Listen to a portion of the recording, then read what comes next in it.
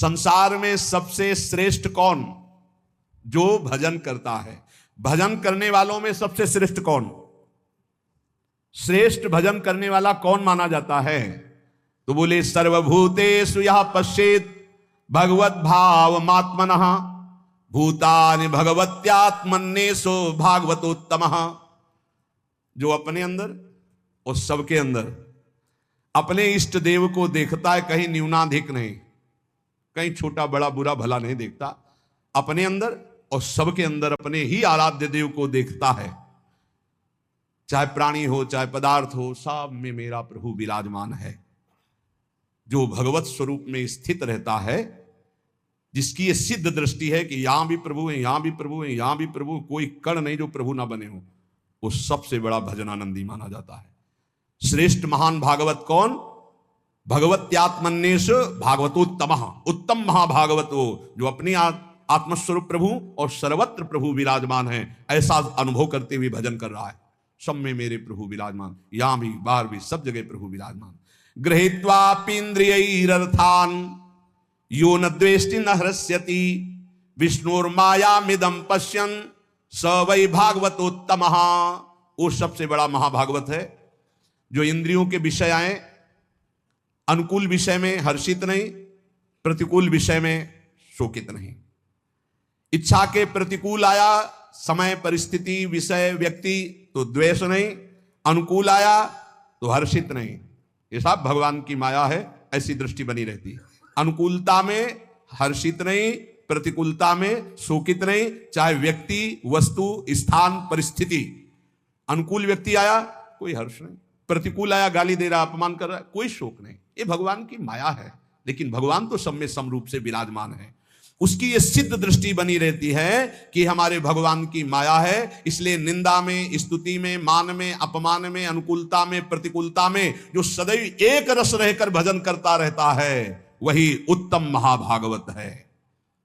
देहेन्द्रिय प्राण मनो धियाम यो जन्माप्यक्षुद्भय तर्ष कृच्छैः संसार धर्मैरविमुह्यमानः स्मृत्या हरेर्भागवत प्रधान। वो भगवत भक्तों में सर्वश्रेष्ठ भागवत धर्म है जो जन्म मृत्यु भूख प्यास श्रम कष्ट भय तृष्णा इनको जीत चुका है। महाभागवत कौन है? अब जन्म का कोई भय नहीं रहा। क्यों? यदि मेरा जन्म होगा तो मेरी प्रिया जो मेरे साथ होंगी। अब मेरा जन्म कर्म बंधन से नहीं होगा, अब प्रियाजू के साथ होगा। यत्र यत्र मम जन्म कर्म भिन्न नारके परमे पदे अथवा राधिका रत निकुंज मंडली तत्र तत्र हृदय में विराधिता। भजन कभी नष्ट नहीं होता। अगर चूक हो गई किसी को भगवत प्राप्ति नहीं, तो अगला जन्म जो होगा महाभागवत के रूप में, वो ब्याज सहित भजन। जैसे हिरण में फंस गए तो अगला जन्म हिरण का, पर हिरण के ही रूप में ऐसा भजन हुआ। अगला जन्म ब्रह्मबोध संपन्न महापुरुष के रूप में। उन्हें कहीं वेदांत पढ़ना नहीं पड़ा, जन्म से ही ब्रह्मबोध। भजन ऐसा प्रभावशाली। जन्म का भी भय खत्म, पता नहीं मेरा जन्म हो कि ना हो। वैसे तो पक्का पता चल जाता है अपने को कि अब खत्म हो गया, अब नहीं होगा। अपने को जब पेट छक जाता है तो दूसरे से प्रमाण नहीं होता, जाने मोरी छाती, अब हमारी जगह नहीं रह गई, भर गया पेट, पता चल जाता है। ऐसे अपने को पता चल जाता है जन्म होगा कि नहीं, खत्म खेल, पता चल जाता है। और मृत्यु का भी भय नहीं। जैसे विशाल हाथी गजराज के गले से फूलों की छोटी माला टूट के गिर जाए, उसे पता न चले, ऐसे भक्तों की मृत्यु होती है। जन्मत मरत दुसा दुख हो, ये भक्तों को ऐसा कष्ट नहीं होता। जो जन्म पर और मृत्यु पर विजय प्राप्त कर लिया है, और जो भूख और प्यास पर, भूख प्यास ये व्यथित करते हैं, ये प्राणों का धर्म है, मेरा नहीं। धैर्य पूर्वक जो सह लिया गया। ऐसे जीवन में बहुत समय आए, बहुत समय, एक दो दिन नहीं, बहुत समय आए। प्राय सच्चे कहते हैं, शायद आपको विश्वास न हो, वृंदावन के सिवा मुझे कभी रसोई में बैठकर भोजन मिला हो ऐसा पूरे जीवन में कभी याद नहीं। कभी कि ये ऐसे किसी गांव नगर में प्रवेश करके किसी रसोई में बैठना, गंगा का किनारा छोड़ना तो था ही नहीं। और काशी में तो घाट में ही किसी की रसोई में कि बाबा ऐसे बैठे हो गरम गरम बनता, कभी जीवन में नहीं ऐसा। कई कई दिन पर उत्साह ऐसा बढ़ता, मुझे भगवत साक्षात्कार करना है, इस बात का उत्साह किसी बात से फर्क नहीं पड़ता था। कभी ऐसे नहीं कि ऐसे बिल्कुल शोकग्रस्त कि कई दिन भोजन नहीं मिला, तो नवीन उत्साह नहीं, जैसे भगवान रखते हैं। बहुत आनंदमय जीवन। और गंगा जी में हमने एक विशेषता पाई है। माँ गंगा का ऐसा जल है कि वो सब पुष्टता देता रहता है। कई कई दिन भोजन न मिलने पर भी शरीर हमारा कभी क्षीण नहीं हुआ, और एक दिव्यता रहती थी, एक पुष्टता रहती थी। कमंडल भर करके गंगा जल पिया तो ऐसा मानो माँ का दूध पिया हो, ऐसा बल उसमें रहता था। ये मतलब 10वें वर्ष का अनुभव है, 10वें वर्ष का अनुभव। जब लक्ष्य बन जाता है भगवत प्राप्ति तो भूख प्यास भी नहीं सताती। यही भागवती कृपा का बल होता है, कोई फर्क नहीं पड़ता। क्योंकि अंतर में जो हमारा निरोग स्वभाव, निरोग विचार, निरोग अवस्था है, वो हमें बचाए हुए है। और अगर हम इस रोग में होते तो बहुत परेशान हो जाते, फिर कुछ नहीं होने वाला। भूख और प्यास ये केवल लक्ष्य के बल से सहा जाता है, लक्ष्य का। और फिर जब आनंद की अनुभूति होती तो इसकी कोई चिंता ही नहीं रहती। परीक्षित जी कह रहे हैं महाराज श्री सुखदेव जी से कि एक दिन की प्यास ने इतना विकल कर दिया था कि ब्रह्म ऋषि ने आंख नहीं खोला तो मरा हुआ सांप उनके गले में डाल दिया। और कई दिन हो गए हमने ना अन्न पाया है ना जल पिया, क्योंकि आमरण अनशन व्रत है। पर यह भूख प्यास मुझे बिल्कुल कष्ट नहीं दे रही, क्योंकि आपके श्रीमुख से निकली हुई कृष्ण कथा अमृत पान करके मेरा हृदय आनंदित हो रहा है। फिर श्रम, किसी भी तरह का कोई भी श्रम आपको परास्त न कर पाए। दिन भर आप लगे रहें पर आपको ऐसा महसूस ना हो कि बहुत थक गया। अगर यह महसूस होता है तो दो बातें नोट कर लेना, आप ब्रह्मचारी नहीं हैं और आपका लक्ष्य भगवत प्राप्ति नहीं है। दो बातें नोट कर लेना। अगर दो बातें हैं, भगवत प्राप्ति और ब्रह्मचर्य ठीक है, तो यह शब्द नहीं आ सकता कि बहुत थक गया। शरीर स्वस्थ होना चाहिए। अगर रोग ग्रसित हैं तो बात अलग है। और कष्ट, भारी से भारी पीड़ा के समय भी एक आनंद की गुफा है अंदर। भजनानंदी महात्मा उस आनंद की गुफा में वातानुकूलित कक्ष में रहता है, बाहर आग लगी लगने दो। कष्ट की भारी स्थिति में भी एक आनंद की स्थिति होती है, जिसमें बड़े बड़े गुरुजन विराजमान रहे। पूज्य महामहिम श्री गुरु अर्जुन देव जी महाराज, गुरु तेग बहादुर जी महाराज, श्री ठाकुर हरिदास जी, प्रहलाद जी, मीरा जी, नरसिंह मेहता जी, ये बड़े बड़े महापुरुष उसी गुफा में, आनंद गुफा में मस्त है। बाहर से आग लगाई जा रही, बाहर से कष्ट दिया जा रहा है, विष पिलाया जा रहा है। वो आनंद गुफा आपके अंदर भी है। उसका दरवाजा खोल लीजिए, वो दरवाजा खुलता है नाम जप से। जब पहले पाप नष्ट हो, ज्ञान प्रकाश हो, अंधकार हटे, तो ही आपको दरवाजा मिल जाएगा। सोई अंदर चले जाइए, अपने स्वरूप में आ जाइए, कोई भय नहीं। नैनम छिंदन्ति शस्त्राणि नैनम दहति पावका न चैनम क्लेदयन्त्यापो न शोष्यति मारुता। ये आपका स्वरूप है, कोई कष्ट आपको छू नहीं सकता। और फिर भय, भय किस बात का? सर्वत्र मेरा प्रीतम है, तो भय किस बात का? और तृष्णा, ये बहुत खतरनाक डाइन है तृष्णा। भोगे हुए भोग को पुनः भोगने की चाहत का नाम तृष्णा। ये मारे है पूरे संसार को। भोग भोग के मरने लायक हो गए, फिर भी भोग। शरीर जन्म मृत्यु, भूख प्यास प्राणों का धर्म, श्रम कष्ट इंद्रिय मन का धर्म, भय बुद्धि का धर्म, तृष्णा गलत स्वभाव। तुम कहीं हो ही नहीं प्यारे, क्यों परेशान हो? हट इनसे, साक्षी बन, दृष्टा बन इनका। पर ये दृष्टा गुरु कृपा से ही बना जा सकता नहीं। दृष्टि और दृष्टा सब घसीट लेगी माया, बहुत विचित्र है। दृष्टा बने हुए भोग करोगे और कहोगे हम दृष्टा हैं, फिर नरक भी मिलेगा, तब भी बने रहना दृष्टा। जो पुरुष, देखो ध्यान दीजिए, जो खास बात है, संसार धर्मई रवि मुह्यमानः स्मृत्या हरेर भागवत प्रधाना। जो भगवान के नाम की स्मृति में इतना डूबा हुआ है कि इन सब का कोई प्रभाव उसे परास्त नहीं कर पाता, वही मां भागवत है। जन्म मृत्यु भूख प्यास श्रम कष्ट भय तृष्णा, किसी का प्रभाव नहीं। राधा राधा राधा। न काम कर्म बीजानाम यस्य चेतसि संभवः वासुदेवैक निलयः स वै भागवतोत्तमः। जिसके मन में किसी भी नवीन भोग भोगने की इच्छा नहीं है, जो कर्म प्रवृत्ति उनके बीज वासनाओं का नाश कर चुका है, जो एकमात्र भगवान के चिंतन में निमग्न रहता है, वो महाभागवत है। किसी भी भोग, अंदर खुद पूछो क्या चाहिए, जब कुछ उत्तर ना मिले, जाहे न चाहिए कबों कुछ नहीं, ना उत्तम ना धम न सत ना सत, शांत, कुछ नहीं चाहिए। ये कब होता है? भजनानंदी महात्मा भजन में तृप्त रहता है, उसे कोई चाह नहीं रहती।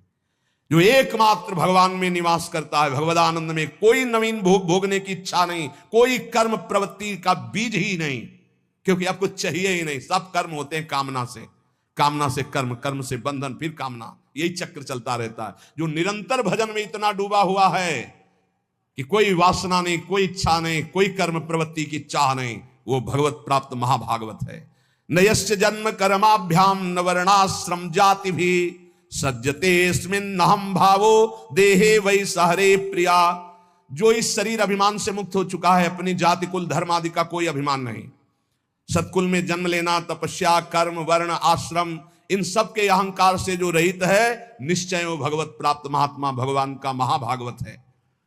न यस्य स्वपर इति वित्तेष्वात्मनि वाभिदा सर्वभूत समाः शान्तः स वै भागवतोत्तमा। जिसको धन संपत्ति का कोई राग नहीं रह गया, शरीर में अहंकार नहीं रह गया, परिवार में अपना पराया नहीं रह गया, सब पूरा विश्व हमारा परिवार, शरीर में अहंकार नहीं, और 1 रुपया अपने पास नहीं, अपने नाम नहीं, अपना नहीं, जो सर्वत्र समस्वरूप परमात्मा को देखता है, किसी भी घटना से, किसी भी उससे विक्षिप्त नहीं होता। अच्छा हुआ, जो हुआ अच्छा हुआ, भगवान की बड़ी कृपा, इसमें भी कोई मंगल होगा, और शांत रहता है हर परिस्थिति में, वो भगवान का उत्तम महाभागवत है, उत्तम भक्त है। त्रिभुवन विभव हे तवेप्यकुंठ स्मृति रजितात्म सुरादिभिर्विमिग्रात् न चलति भगवत पदारविंदाल्लव निमिषार्धमपि यः स वैष्णवाज्ञः। ये विश्राम की तरफ सत्संग है, ये श्लोक को ध्यान से सुन लो। बड़े बड़े देवता और ऋषि मुनि अपने अपने अंतःकरण को भगवतमय बनाते हुए जिन्हें ढूंढते रहते हैं, ऐसे भगवान का आधे पल के लिए भी जो चिंतन नहीं छोड़ता, त्रिभुवन की राज्य लक्ष्मी देने पर भी, 100 रुपया, 500 रुपया, लाख, 2 लाख, करोड़ की बात नहीं हो रही, त्रिभुवन का पूरा वैभव दिया जाए और कहा जाए आधे पल के लिए प्रभु को भूल जाओ, वो नहीं भूलेगा। बोले ऐसे को महाभागवत कहते हैं। हमारी साधना की पूर्णता कहा है कि बड़े से बड़े प्रलोभनों में भी हमारा मन न जाए, भगवान के चिंतन में लगा रहे, वही महाभागवत है जो आधे पल के लिए भी त्रिभुवन की राजलक्ष्मी देने पर भी भगवान का विस्मरण ना करे। इसलिए अपने जीवन को विसृजति हृदयम नयस्य साक्षात धरीर वशाभीतोप्य गहुघनासाः प्रणय रसनया धृतांगी पद्महा सा भवति भागवत प्रधान उक्ता। जो भगवान का नाम उच्चारण करता है तो सारे पाप भस्म हो जाते हैं। अगर ऐसे बोले राधा, अपने लोग जो जय जय श्री राधे बोलते, दूर तक जब नाम ध्वनि जहां भी जाएगी, वैसे आप जहां गांव घर में भी निवास करते हो, 3 बार तो जोर से चिल्ला के बोला ही करो जय जय श्री राधे। भले वो कहेंगे बड़ा भगत है, बड़ा ढोंगी है, लेकिन उनके भी कान में राधा नाम पड़ेगा तो उनका कल्याण होगा, तो उसका तुमको और पुण्य मिलेगा। भक्त जानते हो क्यों धनी हो जाते हैं? क्योंकि जब सबसे नाम कीर्तन करवाते तो सबका मंगल होता है, तो उस मंगल का उनको भी मंगल प्राप्त होता है। ये भी ध्यान रखो। ओ लौकिक उदाहरण में जैसे बीमा कंपनी में है ना, तो बीमा करवाओ, तो जो बीमा करवाने आते हैं वो फ्री नहीं होते, वो हाथ जोड़ते हैं, करवाते हैं, तो उनको भी उनको परसेंट मिलता है। ऐसे ही इसमें भी है, इस कंपनी में भी आप जितने को नाम जपवाओगे उसका परसेंट आपको मिलेगा। ये करो, बहुत बढ़िया धंधा है।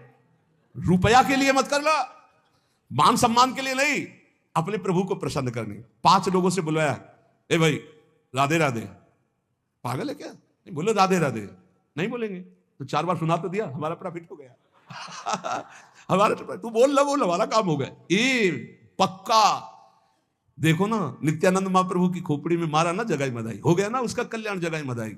ये अपने को गाली भी कोई दे दे तो अपने को राधा नाम सुनाना है, वो हमारे को पीट भी दे तो हमको बचाव पक्ष में अपना करके निकल देना है। जब पीटे तो हर थप्पड़ में बोलो राधा राधा राधा, उसका कल्याण हो जाए, हे प्रभु इसका मंगल हो जाए। तो जानते हो ऐसा क्यों? क्योंकि उसी में प्रभु बैठे, वो मुस्कुरा देंगे, पहचान गया मुझे, हाँ प्रभु आपकी कृपा से आपको पहचान गया कि आप पीटने का, गाली देने का स्वांग करते हो, लेकिन वो मेरे आराध्य देव। निहाल हो गए। कह रहे हैं विसृजति हृदयम नयस्य साक्षात। जो अपने प्रभु का कभी विस्मरण नहीं करता तो साक्षात हरि यहां प्रकाशित हो जाते हैं। जो अपने प्रेम से उनके चरण कमलों को बांध रखा है, ऐसे कोई महाभागवत कहते हैं। पूरी महाभागवत का सिद्धांत यह है, सर्वत्र अपने भगवान को देखना और भगवान की याद में डूबना, खुद स्मृति में रहना, दूसरों को याद दिलाना। देखो भक्तों का एक प्रभाव होता है, निकले तो चाहे कोई उपहास में कहे ए बाबा राधे राधे, निकला ना राधे राधे, ए बाबा जय श्री राम, ऐसे भले उपहास में भी बोले तो उसको भगवान की याद आएगी। भगवत भक्तों का ऐसा प्रभाव होता है। अपने सत्संगियों को चाहिए घर में कीर्तन करो, अपने घर वालों को 5 मिनट नाम जपना सिखाओ, अपने बच्चों को बैठा लो 5 मिनट नाम जप करवाओ, नहीं तो यही पिटाई करेंगे तुम्हारी जवान होके। इनको संस्कार दे रहे हो आधुनिक, और आधुनिकता में रजोगुण तमोगुण बढ़ता चला जाएगा, तो यही तुम्हारे सामने जब नशा पी के आएंगे तो तुम्हें गाली देंगे। इनको सिखाओ धर्म, इनको सिखाओ नाम जप करना, इनको अध्यात्म की बातें सुनाओ। ये अच्छे राष्ट्र भक्त, ये अच्छे मातृ पितृ भक्त, जिनके हृदय में भावना शुद्ध होती, वो